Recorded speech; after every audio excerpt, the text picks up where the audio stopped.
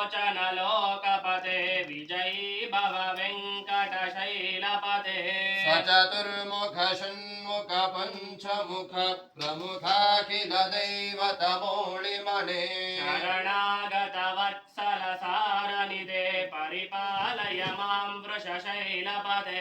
अतिवेलतया तव दुर्विजहैरनुवेलकृतैरपराधशतैः त्वरितं वृषशैलपते परया कृपया परिपाहि हरे अधिवेङ्कटशैलमुदारमत जनताभिमतादिकदानरत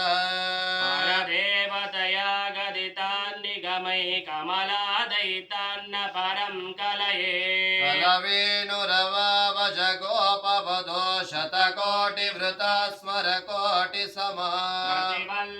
वल्लविकाभिमतात् सुखदात् वसुदेवसुतान्न परङ्कलये अभिराम गुणाकरदा शरद जगदेकधनुर्धर धीरमद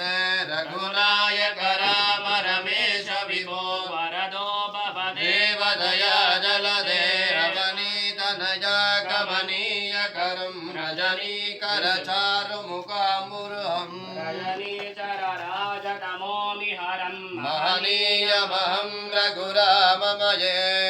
ॐ निरञ्जनाय विद्महे निराभास